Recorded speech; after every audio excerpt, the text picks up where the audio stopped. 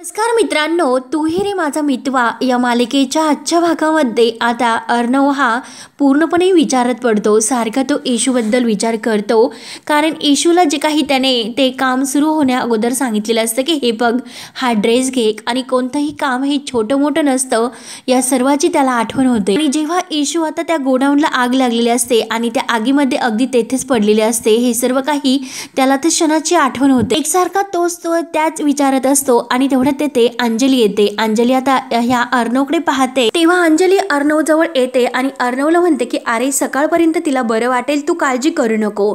तेव्हा आता ते ऐकून अर्णव म्हणतो की काळजी आणि तिची इम्पॉसिबल। तेव्हा आता अंजली विचारते की मग कशाला थांबला। तेव्हा अर्णव म्हणतो की ताई, अगं मला फक्त माझ्या बिझनेसची रेप्युटेशनची काळजी आहे आणि तुला माहिती नाही की लेबल लॉस किती स्टिक झाले ते। ऑन ड्युटी एम्प्लॉयला जर काही झाले तर डायरेक्ट कोर्टामध्ये खेचतात आणि यामध्ये फक्त कंपनीचं नाव खराब होतं आणि त्यासाठी फक्त मला तेच महत्त्वाचं आहे, बाकी काही नाही। तेव्हा अंजली म्हणते की हो ना, बरोबर आहे, पण अरे चिंटू, मी आहे ना ताई, तू तर जाऊन झोपू शकतो। त्यावर आता अर्णव म्हणतो की हो ना, मी जाणारच आहे, तिच्यासाठी मी इतक्या वेळ येथे नाही थांबू शकत। अर्णव आपल्या अंजलीला गुड नाईट ताई असे करून जायला निघतो। तेव्हा अंजली पुन्हा म्हणते की चिंटू, आणि परत ती तिकडे बोट दाखवते। तेव्हा आता अर्णव तिकडे पाहत असतो। तेव्हा आता इशूला तिकडे रूममध्ये बरं आहे की नाही हे पाहण्यासाठी मुद्दाम अंजली तिकडे बोट दाखवते। तेव्हा आता अर्णव ताईकडे पाहत आणि परत मागे वळून येतो आणि ताईला विचारतो की ताई, तू तिच्या घरच्यांना। तेव्हा अंजली म्हणते की हो हो, कळवलं, तू काही काळजी करू नको, मी कळवले।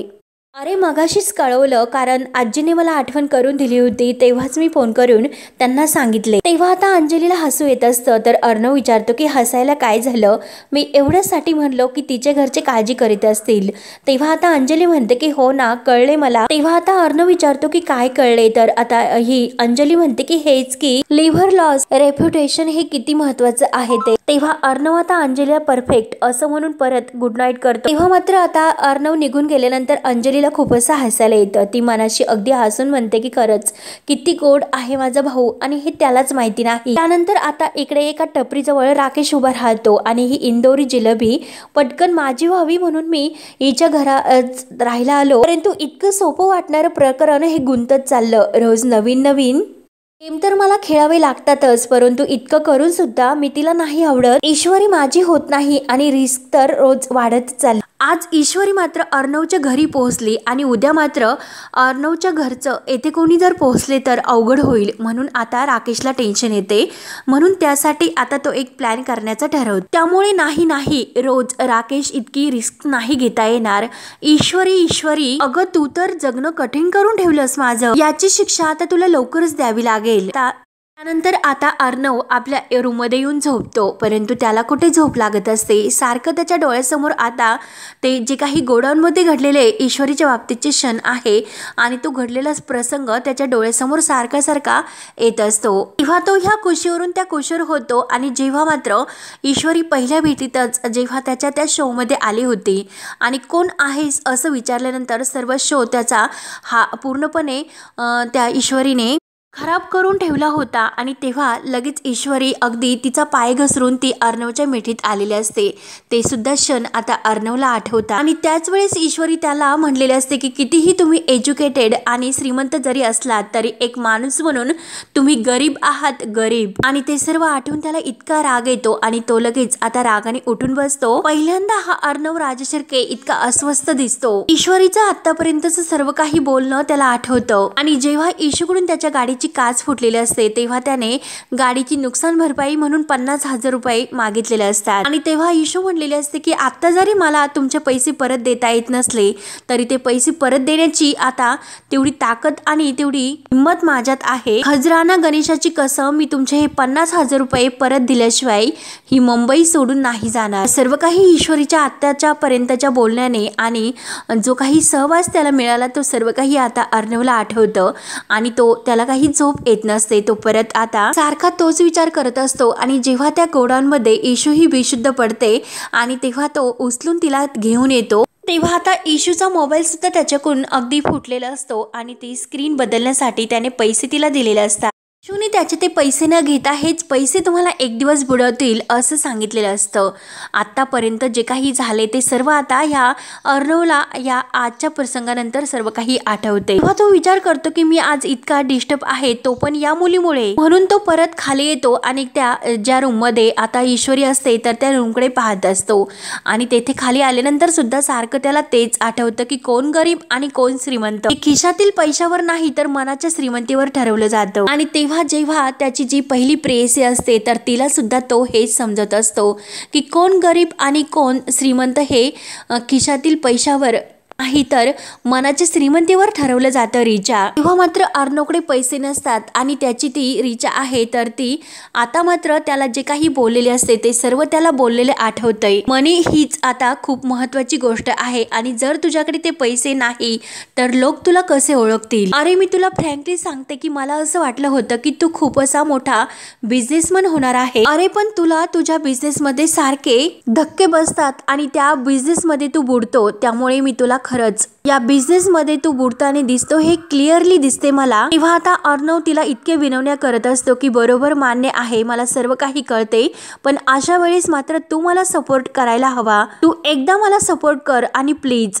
तू एकदा जर माझ्या बरोबर असशील जगाशी मी लढायला तयार आहे. तेव्हा मात्र आता ती रिचा म्हणते की अख्ख्या जगाशी. अरे अगोदर तू तुझ्या बुडणाऱ्या ह्या बिझनेसशी लढ. अरे अर्णव मी मॉडेल आहे आणि मॉडेलिंगच्या या जगामध्ये ग्लॅमरल जगामध्ये मी वावरते हे लक्षात घे. आणि जे काही ऐशोआरामी जीवन मला हवं आहे लाईफ हवं आहे तर ते तुम्हाला नाही देऊ शकत. तेव्हा मात्र आता अर्णव तिला म्हणतो की अगं रिचा काय बोलतेस तू. अगं आपलं रिलेशनशिप असं पैशामध्ये नाही मोजता येणार. तू पैशाचा विचार करू नको. तेव्हा रिचा आता त्याला ओरडून म्हणलेले असते की अर्णव आजकाल सर्व काही पैशात मोजता येतं. मला माझं आयुष्य असं 2 खोल्यांच्या खुरड्यात नाही काढायचं. अर्णव मला तर असं वाटलं होतं की तू खूप काही पैसा कमवणार आहे त्यामुळे मी तुला सांगते की तू खरंच यामध्ये फेल होतोय. तू कधीही पैसे नाही कमवू शकत. तेव्हा आता ह्या अर्णवने तिच्यावर प्रेम केलेलं असतं. तो रिचाला समजावतो की रिचा हे बघ अगं पैशाचा आणि प्रेमाचा काय संबंध आणि हे बघ प्रेमाची भावना ही पैशापेक्षा मोठी असते आणि माझ्या इमोशनचं काय. तेव्हा मात्र आता रिचा कशाचाही त्याच्या मनाचा सुद्धा विचार करत नाही आणि त्याला झिरो असं म्हणते. तुझ्या इमोशनची ही व्हॅल्यू झिरो आहे हे तुला कळलं. तेव्हा अर्णव म्हणतो की मग इतक्या दिवस आपल्यामध्ये जे काही होतं तर आता रिचा म्हणते की विसरायचं. त्यामुळे भविष्यामध्ये आपण सुद्धा एकत्र नाही होऊ शकत हे गोष्ट लक्षात घे. We have no future together. आणि उद्या मी एक खूप मोठी मॉडेल होईल तेव्हा तर मला अशा बॉयफ्रेंडची लाज वाटेल. अरे मला. तेव्हा मात्र आता अर्णवचा तिने इतका केलेला काही अपमान आहे आणि मिस्टर अर्णव राजशिर्के त्यामुळे आता गुड बॉय असं करून ती तिला शेवटचं असं बोलून इतका अपमान करून त्याला सोडून गेलेले असते. इतकं आता अर्णव तिच्यावर प्रेम करत असतो. आता त्या रिचाची त्या जे काही ती बोललेले असते त्या क्षणाची आता अर्णवला आठवण होते कारण आता ईश्वरी सुद्धा जे काही अर्णव बोलत असतो आज ते बोलते आणि ह्या ईश्वरीमुळे त्याला आपल्या पहिल्या प्रेमाची आठवण होते आणि त्याच्या डोळ्यामध्ये खळखळ असं पाणी येत असतं. तू कधीही पैसे कमवू शकत नाही हे शेवटचे शब्द त्याला आठवतात आणि तो लगेच आपल्या डोळ्यातील पाणी पुसतो आणि पाणी प्यायला घेतो आणि सारखं त्याला आता रिचाचंच बोलणं आठवत असतं. तेव्हा रिचाच्या बोलण्याने सारखं आठवल्यानंतर तो डिस्टर्ब होतो आणि तेथे तो खुर्चीवर बसतो. तेवढ्यात अंजली त्याच्या मागून येते आणि अर्णवला पाहते. तेव्हा अंजली त्याच्या खांद्यावर हात ठेवते आणि चिंटू असं म्हणते तर अर्णव हात तिच्याकडे पाहतो. अंजली विचारते की अरे चिंटू काय चाललं तुझ्या मनामध्ये सांगशील का. तेव्हा आता अर्णव म्हणतो की हे जे काही घडतं ना त्या सगळ्यामुळे खरंच मी खूप डिस्टर्ब होतो. त्या मुलीचं येथे येणं आणि असं म्हटल्यानंतर अंजली विचारते की आणि काय. तेव्हा अर्णव म्हणतो की आणि काही नाही. तर अंजली त्याला समजावते की चिंटू हे बघ तिला वाचवलंच इतकी साधी गोष्ट आहे ही आणि एखाद्याशी चांगलं वागलं तर ही चांगलीच गोष्ट आहे ना. तेव्हा आता अर्णव रागाने म्हणतो की ताई अगं सगळेच जण हे चांगुलपणा नाही डिझर्व करत. तुला वाटतं तितकी साधी मुलगी नाही ती. एकतर ऑलरेडी तिने माझं खूप असं नुकसान केलेलं आहे ताई. तुला त्याची आयडिया नाही की ती किती स्वार्थी आहे ते. हीच काय तर जगातील सर्वच मुली. तेव्हा आता अंजली समजावते. अंजली म्हणते की हे बघ चिंटू तसे काही नसतं आणि हे बघ मला मान्य आहे की आपल्याला जो अनुभव आलो आणि जो काही आपण अनुभव शिकलो त्यातूनच आपण आपला मत मांडत असतो. अरे पण प्रत्येक वेळेस म्हणजे त्या अनुभवाच्या चष्म्यातून बघण्याची गरज नाही. प्रत्येक वेळी तसा विचार करायचा नसतो चिंटू. अरे सगळ्या मुली सारख्या नसतात, काही मुली ह्या चांगल्या सुद्धा आहेत या जगामध्ये. तेव्हा आता अर्णव म्हणतो की फक्त तुम्ही तिघी जणी, तू, मामी आणि आजी जर सोडल्या ना ताई, तर सगळ्या मुली ह्या सारख्याच असतात, अगदी डुप्लिकेट, आणि त्यांना फक्त मुलाचं स्टेटस आणि पैसा यातच इंटरेस्ट असतो, बाकी काही नाही. तेव्हा आता अंजली म्हणते की अरे चिंटू तसं काही नाही, परंतु अर्णव आता ऐकायला तयारच नसतो. तो अंजलीला म्हणतो की ताई तू खूप साधी आहे, तू चांगली आहेस, त्यामुळे तुला समोरचं जग सुद्धा चांगलंच दिसतं, आणि प्लीज ताई आता ह्या विषयावर मला नाही बोलायचं. तेव्हा आता अंजली म्हणते की हो अर्णव, माहिती आहे मला. त्यानंतर अर्णव आता निघून जातो आपल्या रूम मध्ये. तर अंजली विचार करते की कधी तू मन मोकळेपणाने बोलतोस. त्यानंतर मात्र आता सकाळ होते आणि अंजली तयार होऊन येते आणि अर्णव सुद्धा येतो. तर अर्णव हा अंजलीला विचारतो की काय ग ताई, ती ईश्वरी देसाई फ्रॉम इंदोर अजून गेली की नाही तिच्या घरी? ईशू मात्र अजूनपर्यंत मस्त झोपलेली असते. तर अंजली म्हणते की नाही अजून. तेव्हा अर्णव म्हणतो की मग पाठवा ना तिला घरी. अगं ताई ती आपल्या कंपनीमधील एक साधी एम्प्लॉई आहे, हे तू आणि आजी विसरू नका प्लीज. अंजली म्हणते की अरे पाठवतो पण. तर आता अर्णव म्हणतो की काय झोपली का अजून ती, आणि नाहीच असे बोलून अर्णव आता निघून जातो. तर आता अंजली हसून म्हणते की थोडी का होईना त्या मुलीची काळजी तर आहे तुला, म्हणून अंजलीला आता हसायला येतं. तर आता ईशूला जाग येते. ईशू लगेच इकडे तिकडे पाहते आणि उठून बसते, आणि हे कुठे आले मी, कुणाचं घर आहे हे. आणि ईशूला आता टेन्शन येते, मी तर त्या गोडाऊन मध्ये होते, मग येथे आले कशी. तेवढ्यात अंजली आत येते आणि अंजली आता ईश्वरी उठलेली आहे हे बघून तिला हसू येतं. आणि ती आता अंजली ईशूला म्हणते अगं तू गोडाऊन मध्येच होती, गोडाऊन मध्ये शॉर्ट सर्किट झालं आणि तेथे आग लागली, आणि अगं त्याच धक्क्याने तू बेशुद्ध होऊन पडलीस. ईशू म्हणते की पण मी तुमच्या घरी कसे आले. तेव्हा आता अंजली म्हणते की अगं तुला चिंटू घेऊन आला. ईशू म्हणते की काय चिंटू, आणि तेवढ्यात आता अर्णव तेथे येतो आणि अर्णव विचारतो की तू उठलीस का. तर ईशू म्हणते की तुम्ही, आणि काय हो तुम्ही असं कुणाला न विचारतात कुणाच्या पण घरात शिरतात का हो, काय हो. तेव्हा आता अर्णव म्हणतो की हॅलो, हो हे घर माझं आहे. तर ईशू हसायला सुरुवात करते. ईशू म्हणते की काही असलं थापा मारू नका, आणि काय तर म्हणतात की तुमचं घर हे तुमचं घर आहे. अहो या घरातील लोकांना मी सगळ्यांना ओळखते. आणि तेवढ्यात आजी येते. आजी ईशूला विचारते की अगं उठलीस का. तर आजीला पाहून आता ईशू म्हणते की हे बघा ह्या आजींचं हे घर आहे. तर आता आजीला हसायला येतं, परंतु अर्णवला मात्र आता राग येत असतो. तर ईशू आता अंजलीकडे बोट दाखवते की ह्या अंजली ताई आणि ह्या आजींच्या नात आहेत. तेव्हा आता आजी म्हणते की हा माझा नातू. तर ईशू ऐकत नाही. ईशू म्हणते की हो, आणि तुम्ही यांचे नातू आहात असे जेव्हा ती म्हणून जाते तेव्हा आता तिच्या लक्षात येते. तेव्हा आजी हसून म्हणते की अगं चिंटू. ईशू म्हणते की काय चिंटू. तेव्हा आता ईश्वरी तर धक्क्यानेच ह्या अर्णवकडे पाहत असते. तर अर्णव म्हणतो ESR. तेव्हा अंजली आणि आजी मात्र आता ह्या दोघांकडे पाहत असतात की नक्की ह्या दोघां एकमेकांना ओळखतात. तर त्यानंतर मात्र आता इकडे जयू खूपच टेन्शनमध्ये येते आणि नमूला विचारते की अगं अजूनपर्यंत तिचा फोन लागला की नाही. नमू फोन लावत असते, परंतु आता नमू म्हणते की नाही ना आत्या, अगं तिचा फोन बंद लागतो. तेव्हा आता जयू आत्याला खूपच टेन्शन येतं. जयू आत्या डोक्याला हात लावते की अरे देवा, सकाळ झाली तरी सुद्धा या मुलीचा अजूनपर्यंत तपास नाही. मला वाटतंय की आता मात्र पोलीस कंप्लेंट करायला हवी. तेव्हा आता राकेश तर तेथेच असतो. तेव्हा आता नमू म्हणते की थांबा आत्या, अगं मी परत फोन लावते. तेव्हा मात्र आता नमू पुन्हा फोन करायला घेते, परंतु आता राकेशला टेन्शन येते.